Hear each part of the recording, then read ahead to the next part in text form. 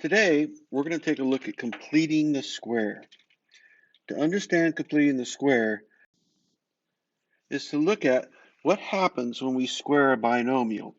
Here are three examples in front of you.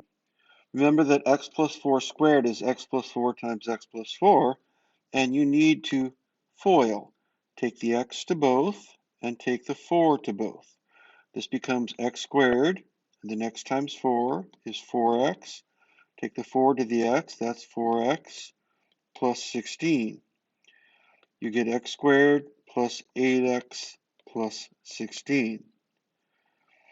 For the second one, notice that x minus 7 quantity squared is x minus 7 times x minus 7. You multiply the x by both, we get x squared minus 7x, and then we multiply the negative 7 by both, negative 7x plus 49. The middle becomes negative 14x. X minus 6 squared, we take the x to both. That's x squared minus 6x, and then the negative 6 to both. Negative 6x plus 36.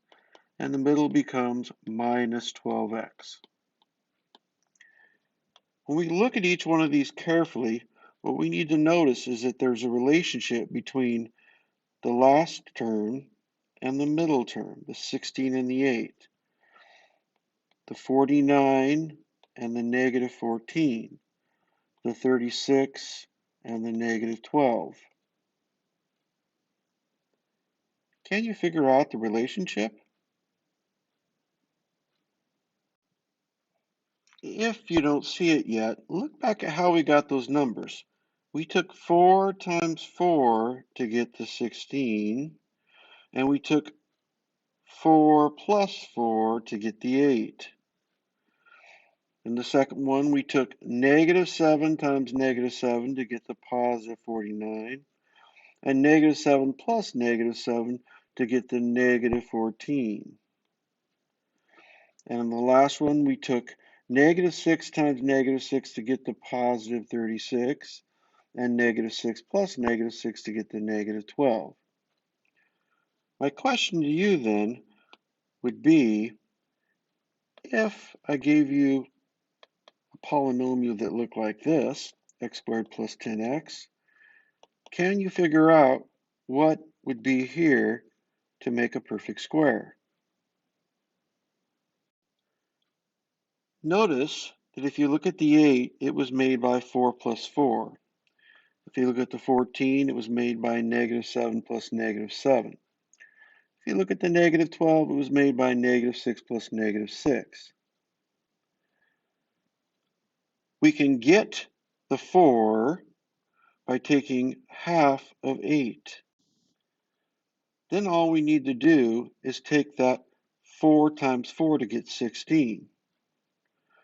Take half of negative 14, that's negative 7. Square that, negative 7 times negative 7, and you get positive 49. Take half of 12, you get negative 6. Square that, negative 6 times negative 6, and you get positive 36. In my example below, we would take half of 10, that would be 5. We'd square it, and it would become a perfect square if we put a 25 here.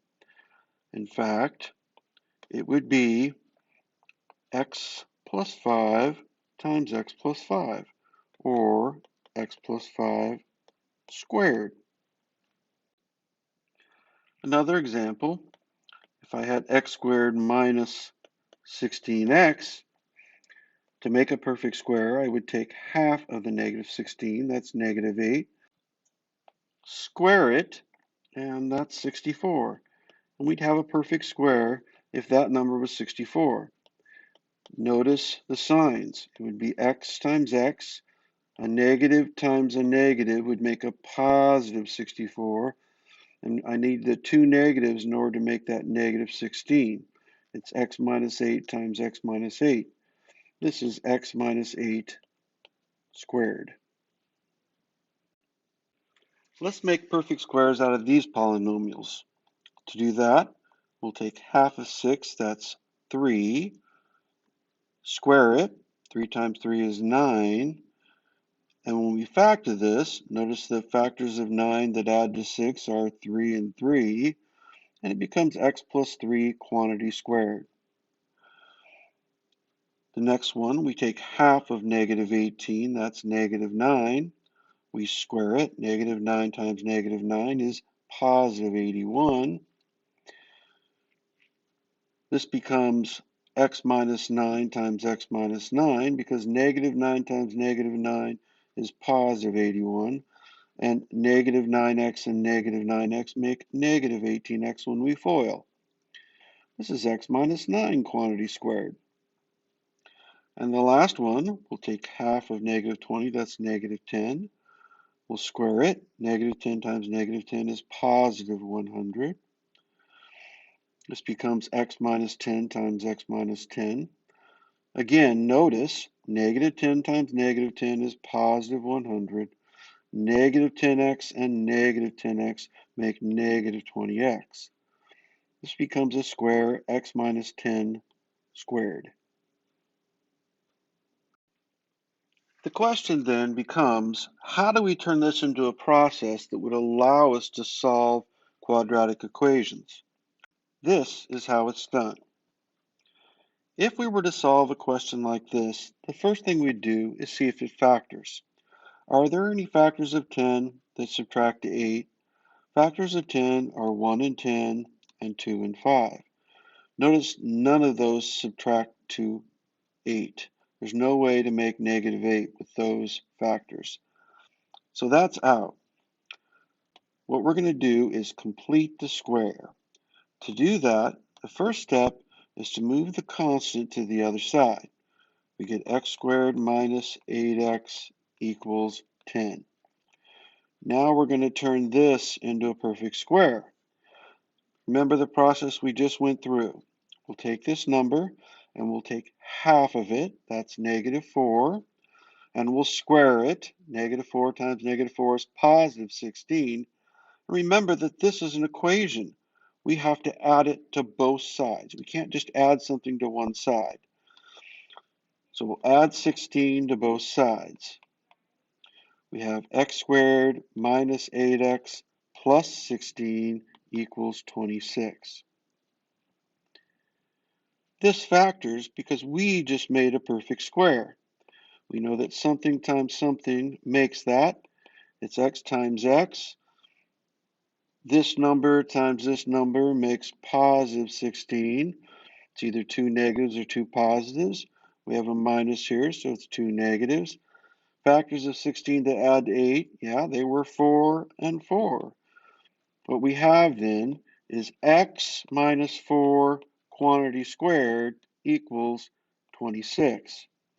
We'll square root both sides to get rid of that square. Put a plus or minus over there. We got x minus 4 equals plus or minus root 26. Only one more step. Add 4 to both sides.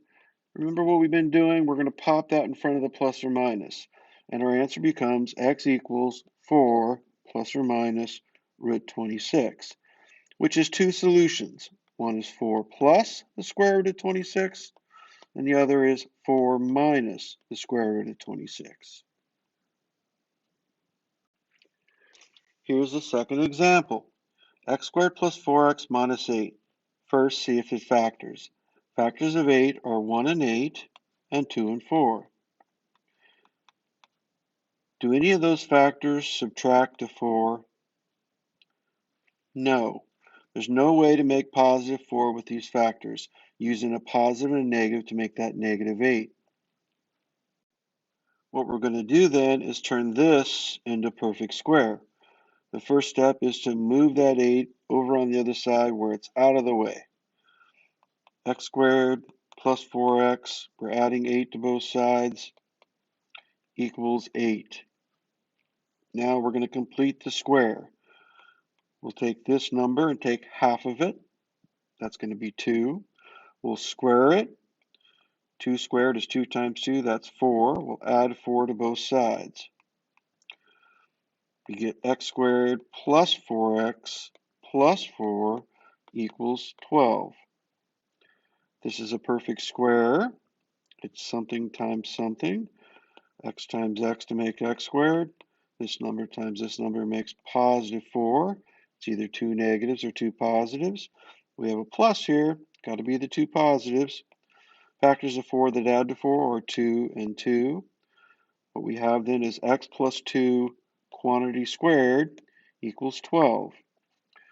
Now we can solve this. We'll take the square root of both sides. We'll put our plus or minus over there. 12 has a perfect square in it. 4 divides into 12. It's 4 times 3. We'll take the square root of 4 out in front of the root. We get x plus 2 equals plus or minus 2 root 3. Take a 2 off each side. Pop that 2 in front, and we have x equals negative 2 plus or minus 2 root 3. This is two solutions, negative 2 plus 2 root 3 and negative 2 minus 2 root 3. The process is then,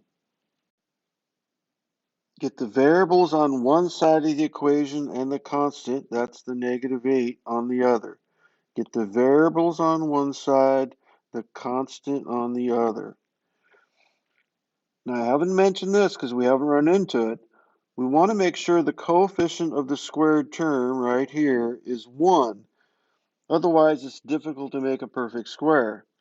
If it's not 1, if it's 2, for example, we would divide everything by 2. If the coefficient of the squared term was 5, we divide everything by 5. This can make messy fractions. The next step was to take half the coefficient of x. Half of 4 was 2, and we squared it, and that was 4. We added 4 to both sides. And then all we had to do was solve. These are the steps you need to know. Better jot them down if you're not able to remember them. Here's an example of completing the square with numbers as pretty much difficult as it can get. Let's give this a shot. Get the variables on one side of the equation and the constant on the other. I'll move that 7 over. I'm going to add 7 to both sides. I get 3x squared minus 5x equals 7. Now I need to make sure the coefficient of this squared term is 1, or it's going to be difficult to make a perfect square.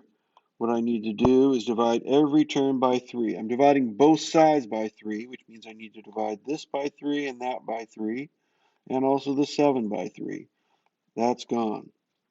I get x squared minus 5/3 x equals 7/3. Now the question is, how do I take half of a fraction? How do I take half of negative 5/3? 1/2 of negative 5/3 is just 1/2 times negative 5/3. That's negative 5 over 6. After you take half of it, you have to square it, and then I'm going to add that to both sides. So I'll square the negative 5/6. Negative 5/6 squared is positive 25 over 36. And I'll add that to both sides. X squared minus 5/3 x plus 25 over 36 equals 7/3 plus 25 over 36. This may not look like it, but I'm telling you, it's a perfect square. It's going to be x minus 5/6 times x minus 5/6, or x minus 5/6 squared. This, we need a common denominator to add. You could do that on a calculator, but the common denominator would be 36, which means I'd multiply top and bottom by 12 to make a common denominator of 36, and this would be 84 over 36 plus 25 over 36, and that will simplify. We have x minus 5/6 squared equals 109 over 36. I would square root both sides and put a plus or minus under it. This becomes x minus 5/6 equals plus or minus. I'm going to split up the root. This is the square root of 109. The square root of 36 below will be 6. Now add 5/6 to both sides.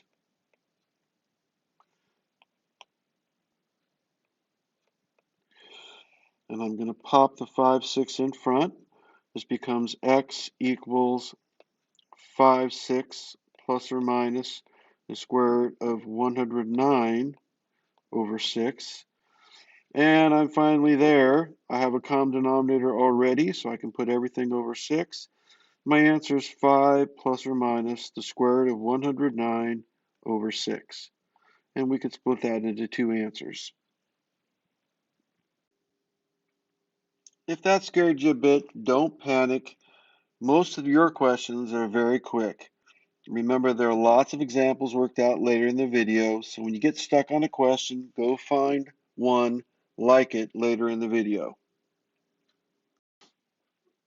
We're picking up at question 8 because the first questions are a review, including question 8, but I wanted you to see again the solving part of completing the square. It looks like what you've done before on a previous assignment. What we're going to do here is eliminate the square. We take the square root of both sides, and when we do that, we put a plus or minus on the other side. The square and the square root are inverses of each other. They eliminate each other. We're left with m minus 6 equals plus or minus the square root of 37. There are no perfect squares in 37. It's a prime number. We're going to get m by itself. We'll add 6 to both sides. And when we do that, we pop that 6 in front. And we get m equals 6 plus or minus the square root of 37. This is two solutions. One is 6 plus the square root of 37, and the other is 6 minus the square root of 37. Question 9 is a reminder of what makes a perfect square. The process was we take half of 14, that's 7. We square the 7 and we get 49. So this is x squared plus 14x plus 49 if we want it to be a perfect square. Remember that when you factor that, x squared plus 14x plus 49, we're looking for two things that multiply to it. We know it's x times x to make x squared. We know this number times this number makes positive 49. It's either going to be two positives or two negatives. This is a plus, so it's going to be the two positives. Factors of 49 that add to 14 are 7 and 7. That means when this is factored, it becomes x plus 7 quantity squared. Question 10. We'll make this a perfect square. We'll take half of 8, that's 4. We'll square the 4, and we get 16. To make this a perfect square, we need to have a 16 right here. Then we're going to factor it.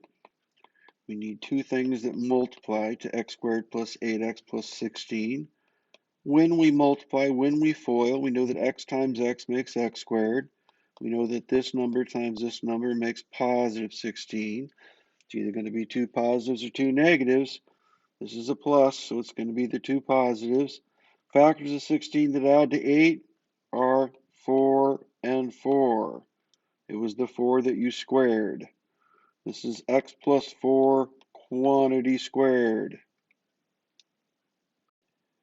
Question 11. We're going to make another perfect square. We'll take half of negative 12, that's negative 6. Square that negative 6. Negative 6 times negative 6 is positive 36. To make this a perfect square, we need a positive 36 right there. Now we need to factor it. I'm looking for two things that multiply to that. When I FOIL, x times x makes x squared. This number times this number makes positive 36. It's going to be either two positives or two negatives. Since we have a negative in front of that 12, it's got to be the two negatives. Factors of 36 that add to 12 are negative 6 and negative 6, because that makes negative 12. This is x minus 6 quantity squared. Another example. Ooh, this is going to be a fraction. Crazy stuff. We're going to take half of negative 9. That's negative 9 halves. We're going to square it. That's negative 9 halves times negative 9 halves. That's positive 81 over 4. You got 81 over 4 here. What we have then is x squared minus 9x plus 81 over 4. We're looking for two things that multiply to this. We know that when you multiply x times x makes x squared. We know that this number times this number makes positive 81 fourths. It's either going to be two negatives or two positives. This is a minus. It's going to be the two negatives. Remember that what goes here is going to make a square. You know that it's going to be 9 times 9 makes 81, and 2 times 2 makes 4. Now, the thing you might be wondering, does this really FOIL to this? Does it make negative 9x in the middle? And the answer is yes, and you can show that just with a glance. Remember what 9 halves is. It's 4.5. When I FOIL then, the outer and the inner make the middle term of negative 9x. Negative 9 halves times x on the inside, I'm going to write that as a decimal, is negative 4.5x. And on the outside, negative 9x times x, again, that's 4.5, so it's negative 4.5x. And when I add negative 4.5x and negative 4.5x, notice I get that negative 9x. That means that this is x minus 9 halves quantity squared. Question 14 is about setting up a quadratic equation to solve when you're completing the square. Follow the steps below. First, subtract 80 from both sides. Minus 80 minus 80. And we get x squared plus 18x equals negative 80. Now take half of 18. Take half of 18, we get 9. Square it. 9 squared, 9 times 9 is 81. And add that number to both sides. We're going to take and add 81 to both sides. On this side, we'll have a plus 81, and on this side, we'll have a plus 81. This becomes x squared plus 18x plus 81 equals 1. This is a perfect square. We need to factor it. X times x makes x squared. This number times this number makes positive 81. Since the middle is also a positive, we know it's going to be two positives. Factors of 81 that add to 18 are 9 and 9. We get then x plus 9 quantity squared equals 1.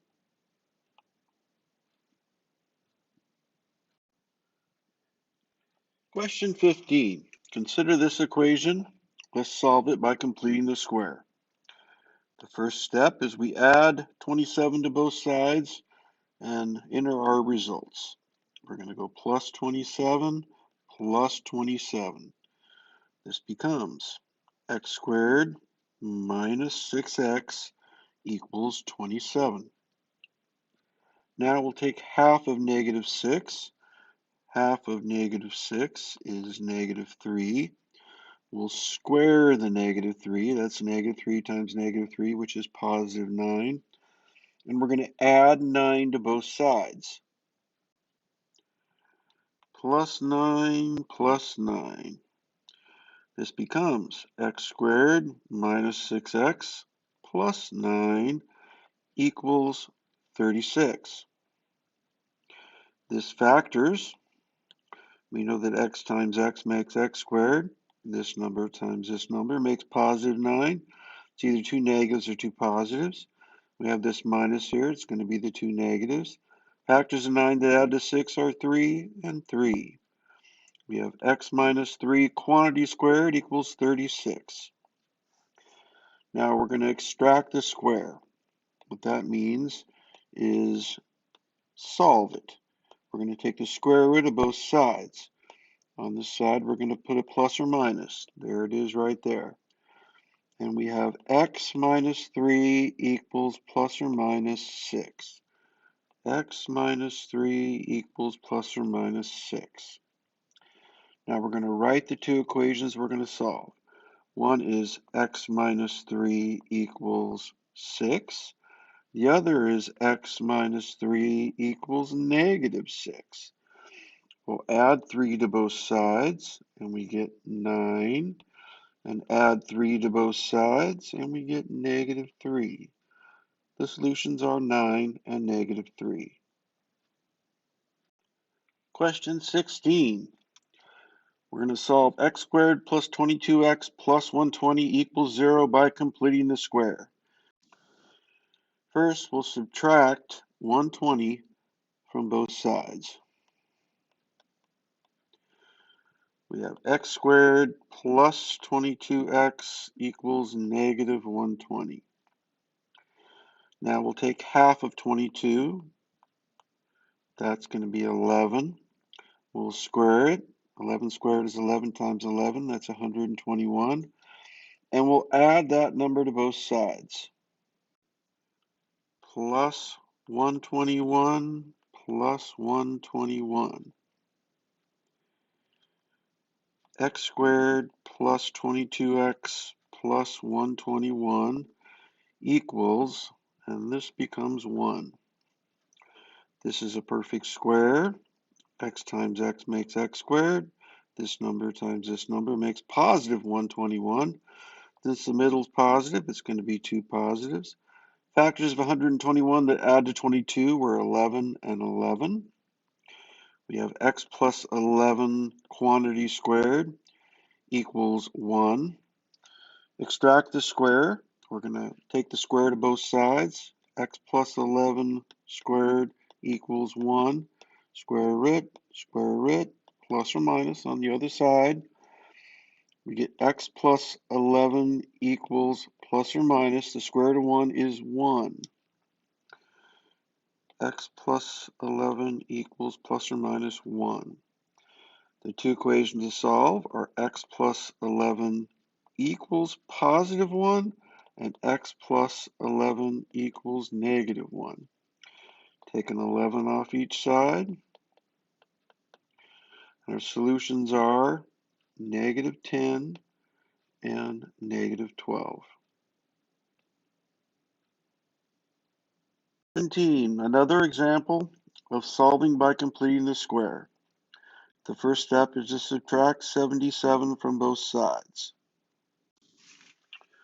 This becomes x squared minus 18x equals negative 77. Now take half of negative 18. Negative 18 divided by 2 is negative 9.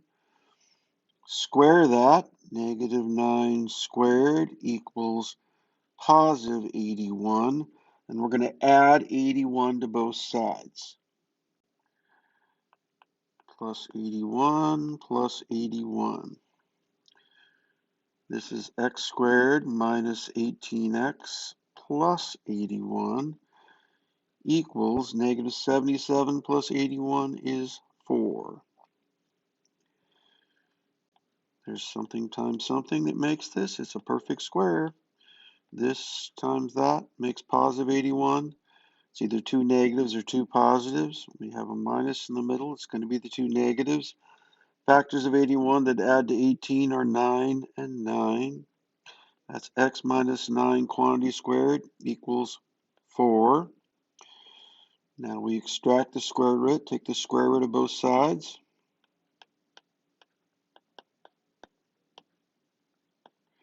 Put your plus or minus in there. X minus 9 equals plus or minus 2.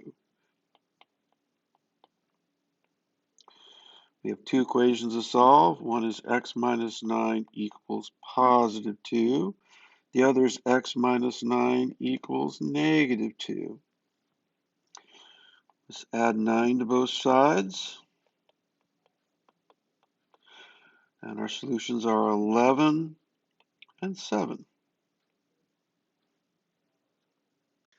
Question 18. We're going to do one from scratch. The first thing we do is get the variables on one side and the constant on the other. We're going to move that negative 48 to both sides. We're going to add 48 to both sides. This becomes negative 4x squared plus 32x equals positive 48. Now, make the coefficient of the squared term 1. We haven't had to do that yet, other than in one example earlier. So we're going to make this a 1x squared, which means we need to divide everything by negative 4. And we get x squared minus 8x equals negative 12. We're going to take half the coefficient of the x, that's negative 4. We're going to square it. Negative 4 squared, negative 4 times negative 4 is positive 16. And we're going to add 16 to both sides. This becomes x squared minus 8x plus 16 equals 4. This is a perfect square. It's something squared. In fact, it's x minus 4 times x minus 4, or x minus 4 quantity squared equals 4. I'm going to take the square root of both sides and put my plus or minus in there. And I get x minus 4 equals plus or minus 2. Let's add 4 to both sides. We get x equals, pop that 4 in front, 4 plus or minus 2. There are two equations there. One is 4 plus 2, which is 6. The other is 4 minus 2, which is 2. The solutions then are 6 and 2. Question 19. Let's get the variables on one side of the equation and the constant, that's just the regular old number, on the other. We're going to move the 24 to the other side. This is a positive 24. We have to subtract it from both sides. That means we're going to get 2x squared minus 16x equals negative 24.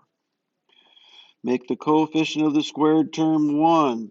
This needs to be a 1. We're going to divide everything by 2 to make that a 1. X squared minus 8x equals negative 12. Now we're right here. We'll take half the coefficient of x. Half of negative 8 is negative 4. Square that. Negative 4 squared is negative 4 times negative 4, which is positive 16. Add that to both sides. X squared minus 8x plus 16 equals 4. We know that that's a perfect square. Something squared makes that. We know that x times x makes x squared. We know that 4 times 4 makes 16. But we have to make that negative 8. So it's going to be negative 4 times negative 4. Now we have x minus 4 quantity squared equals 4. We'll get rid of that square by taking the square root of both sides. Put our plus or minus over there. X minus 4 equals plus or minus 2. We'll add 4 to both sides and pop that 4 in front. X would equal 4 plus or minus 2. There are two solutions there. One is x equals 4 plus 2. That's 6. The other x equals 4 minus 2, which is 2. The solutions are 6 and 2. Question 20. Let's complete the square. Get the variables on one side and the constant on the other. The constant is the -9. We'll add 9 to both sides.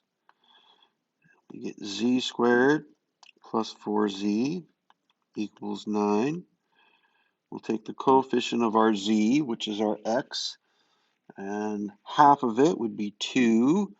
We'll take the 2 and square it, and we get 4, and add 4 to both sides. Z squared plus 4z plus 4 equals 9 plus 4. This becomes z plus 2 quantity squared equals 13. We'll take the square root of both sides and put our plus or minus in there. And z plus 2 equals plus or minus the square root of 13. Can't do anything with the square root of 13. No perfect squares in it. So let's get z by itself. Take a 2 off each side and pop that 2 in front. Z equals 2 plus or minus the square root of 13. There are two solutions there. One is 2 plus the square root of 13. The other is 2 minus the square root of 13. Here's another example of question 20. Let's solve this by completing the square. We'll get the variables on one side and the constant on the other. Move that 1 to the other side. We subtract 1 from both sides. Z squared plus 6z equals -1. Make sure the coefficient of the squared term is 1, and it is. Take half the coefficient of x, in this case it's z. The coefficient is 6, half of 6 is 3. Square it, and you get 9. Add that 9 to both sides. Plus 9 plus 9. Z squared plus 6z plus 9 equals 8. This is a perfect square. Something times something makes it. It's going to be z and z to make z squared. Factors of 9 that add to 6 are 3 and 3. And both signs are positives. We have z plus 3 quantity squared equals 8. Take the square root of both sides and put a plus or minus over there. 8 has a perfect square in it of 4. It's 4 times 2. The square root of 4 goes out in front of the root. We have z plus 3 equals plus or minus square root of 4 is 2, 2 root 2, because that 2 stays under the root. Take a 3 off each side, pop that 3 in front. Z will equal -3 plus or minus 2 root 2. We have two solutions here, -3 plus 2 root 2 and -3 minus 2 root 2.